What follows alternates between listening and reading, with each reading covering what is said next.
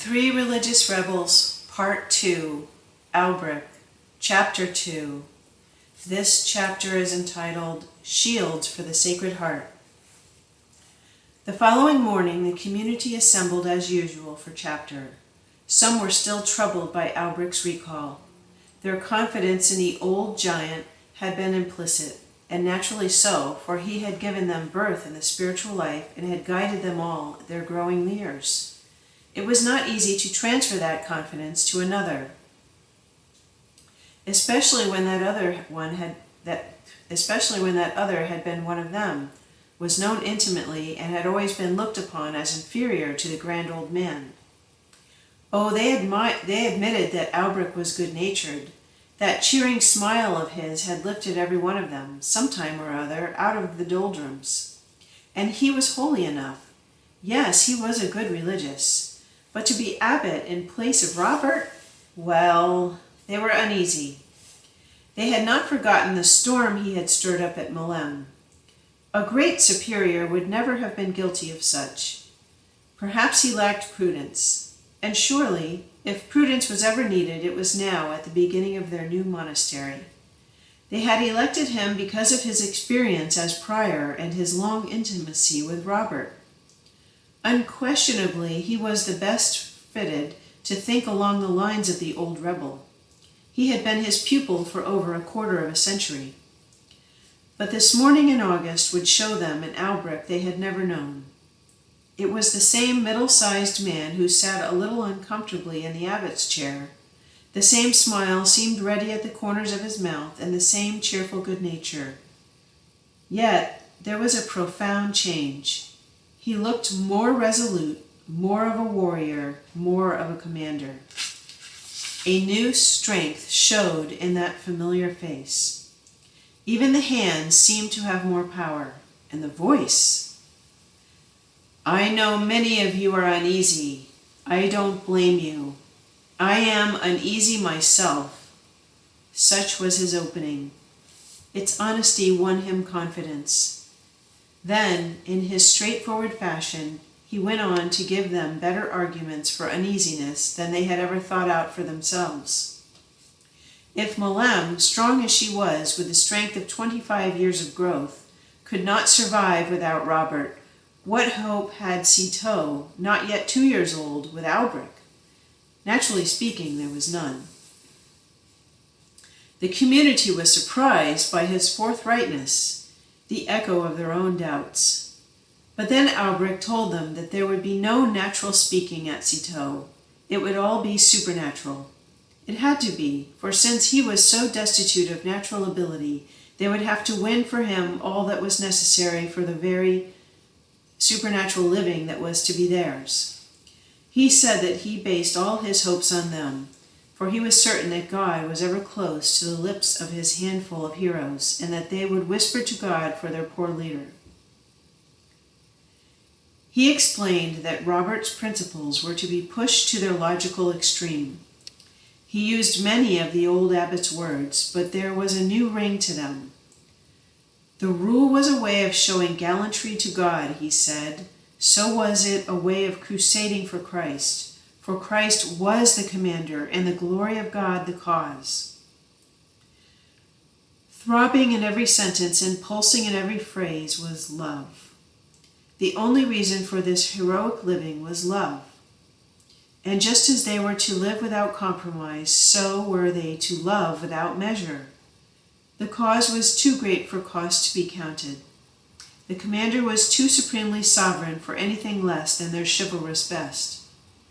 The rule of St. Benedict must be lived to the hilt just to show Christ the love of their manly hearts. Even the prior who had heard him the evening before was surprised at the transformation in this middle-sized, affable man. The power, he thought, must be in the crusader's spear of which Alberic had spoken. Indeed, a lance had opened Alberic's side and shown his heart to be that of a warrior on fire with love. Before he finished, all doubt about the triumph of Robert's rebellion had vanished. It was evident to everyone in that room that it was going to be pushed to the fuller, fiercer fight. As he closed, Alberic returned to his opening idea of God being close to the lips of a monk. "Whisper to him your love," he said. "Say that you will show it by living the rule in its naked simplicity. Then beg him to help one who is both naked and simple, your abbot." Eyes were eloquent as the monks left the chapter that morning. Admiration, enthusiasm, joy, exultation were visible in every face. These men were happy. They knew now that they had a superior. The superior was happy, for he saw that he had men. The sadness caused by Robert's departure soon passed as the little monastery took on a new tempo and pulsed with greater life. But the abbot was not stopping there. He had plans that went far beyond Citeaux. He spread them before his prior when the latter came to him with frowns and fears. "Reverend Father," said Stephen earnestly, "we'll have no trouble from within. Our community is truly zealous, but we'll have plenty of trouble from without. Malem will never let us alone. Cluny will talk, and the abbeys of Germany will not be silent. We are a condemnation to them." "A challenge, Stephen, not a condemnation," said the abbot. "They take it as a condemnation," insisted the prior. "They say we are innovators and Pharisees." "Pharisees?" "Yes, Pharisees. They still say that we keep the letter of the law, and they the spirit." Alberic bridled a bit. He sat up in his chair and spoke more vigorously. "Listen, Stephen, get this clearly. We are not innovating. We are renovating.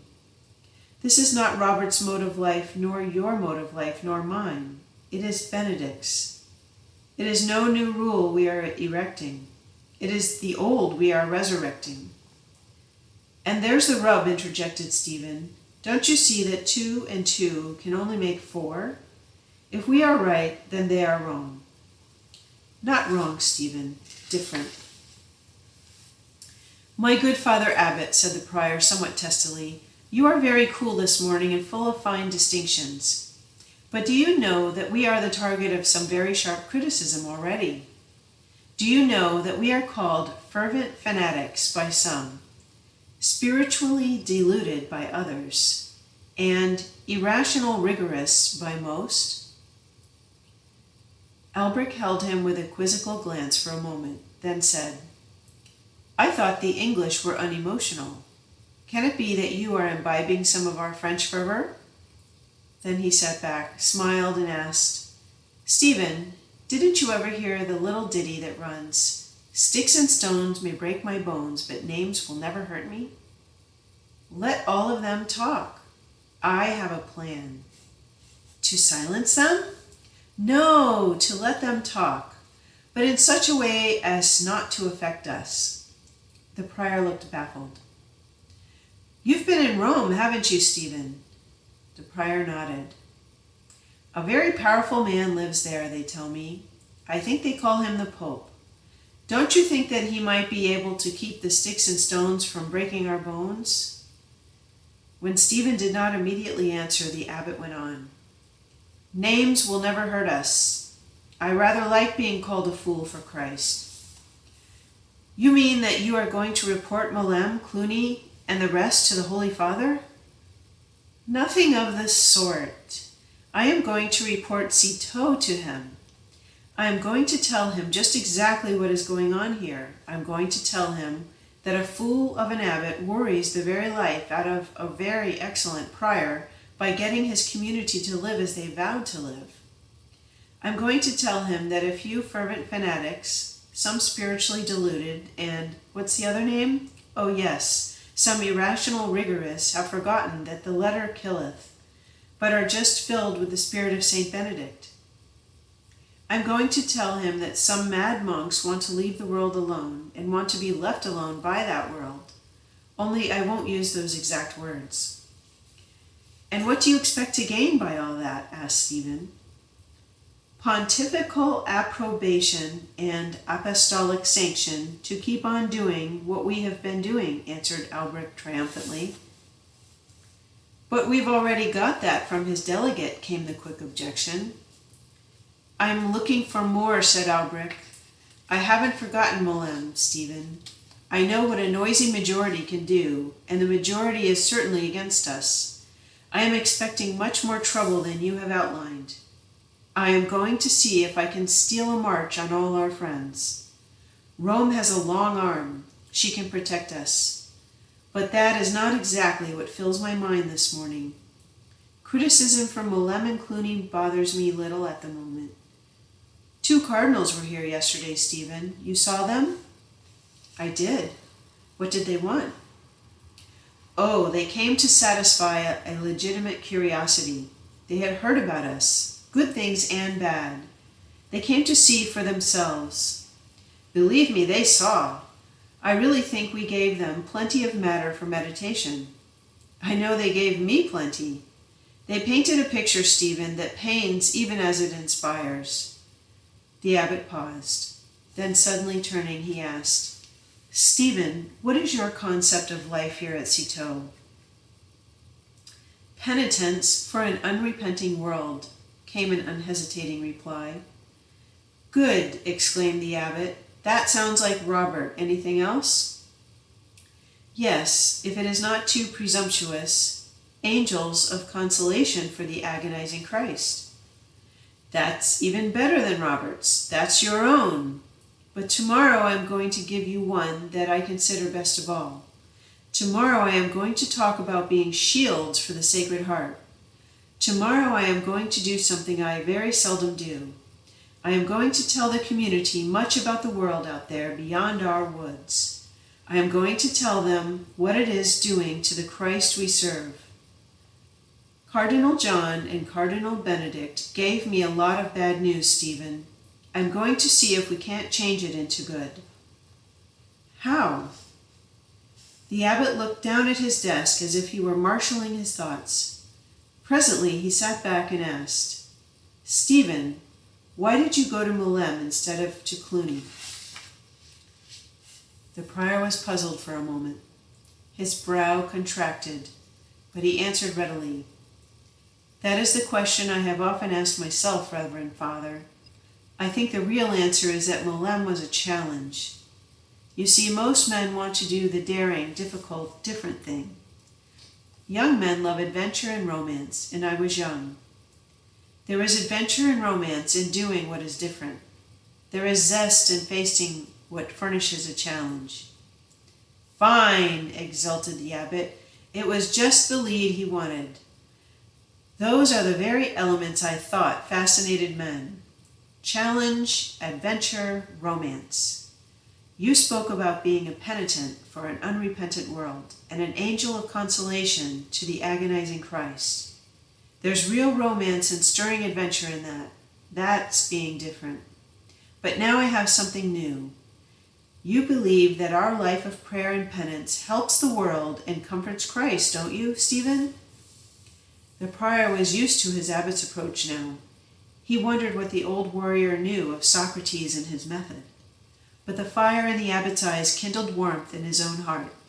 He drew his chair closer as he answered, I know it does.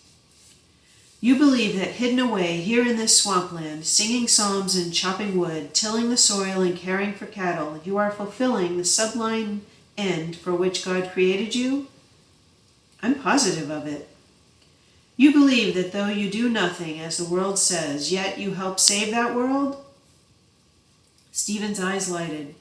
I am thoroughly convinced that we help save the world, and I know that the world is thoroughly convinced that we do nothing. Therefore, it is a case of those who do nothing saving the world. Good. Well, Stephen, now I want to convince you and all the community that we can also save Christ. Save Christ, repeated Stephen wonderingly. From what? From being pierced again by a lance. We must be shields for the Sacred Heart, Stephen, for the Sacred Heart needs shields. From all sides, spears are being pointed at that sacred breast. With a sudden angry flash of his eyes, Alberic asked, Do you know why those 2 cardinals are in France? No. Because Philip, our king, is aping Longinus. He has put away his own wife and taken Bertrada, wife of the Count of Anjou. He is living in open adultery. Oh, what a world of damage such example from those in high places does.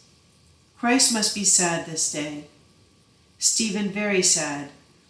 And from his beloved France comes a long, pointed lance of impurity.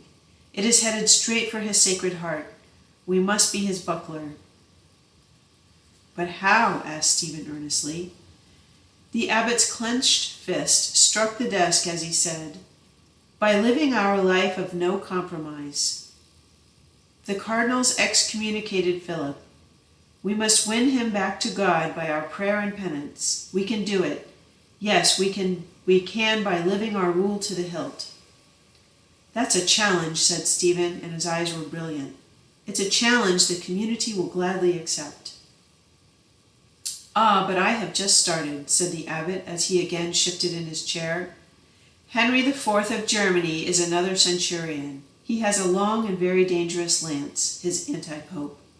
Think of it, a Catholic sovereign setting up a puppet of his own in opposition to the representative of Christ upon earth. It makes me want to don a suit of mail. Yes, it makes me long for a swift, stout horse and a brutal battle axe. Then throwing out his hands in a gesture of exasperation, he said, And he still wages war for the right of lay investiture? Still, there was incredulity and chagrin in the word. Yes, and his attitude has affected our own England. Stephen sat up as if he had been struck. Your Henry started well enough, but it was all policy, Stephen, all policy. That man hasn't got a bit of principle to him. He has exiled Anselm, Archbishop of Canterbury, confiscated all his property, claims the right of investiture, and has even sent insulting legates to the Pope to tell him so. Insulting? Stephen could not believe his ears. I call them such, replied Alberic warmly. One of them had the effrontery to say to His Holiness, I assure you that the king will not brook the loss of the right of lay investiture, though it cost him his kingdom. Stephen started and slowly asked, What did the Pope say? Alberic's head came up. He answered like the worthy successor to the fearless Peter that he is. He said, And I assure you that Pope Pascal will never allow him that abusive right, though it cost him his life. Good for him, cheered Stephen. Oh, Pascal is a fighter, said Alberic with a smile. He used the same language to Henry that St. Ambrose used to Theodosius the Great. He said, The palace is the emperor's, the church the bishop's. That's pointed enough for anyone, said the prior. But then Alberic's eyes lost their light of triumph, and the overtone of joy went from his voice as he said, But Stephen, don't you see the frightful picture of our continent presents? From all sides, lances are leveled at the heart of Christ. I mean that literally. I am not using metaphor. The church is the body of Christ. St. Paul distinctly says so. Therefore, what strikes the church wounds Jesus. Stephen paused before he said, Those are Paul's exact words. I never caught their full significance before. Alberic went on, Doesn't that fact spur you on to a fuller living of the rule? Doesn't it fill you with the spirit of no compromise? Ah, Stephen, the truth's the thing. I'm telling the community that tremendous truth tomorrow. I'm also sending Ilbode and John to Rome, for, strange as it may seem, if we are to be shields for the Sacred Heart, we must have papal protection. My abbot, said Stephen humbly, may I say that your vision improves? You are looking into a very deep future. The abbot smiled. You're wrong, Stephen. I am only looking at a very shallow past. As Alberic passed his hand lightly over his shoulder, Stephen remembered the scars that must still remain from the cruel imprisonment at Milan.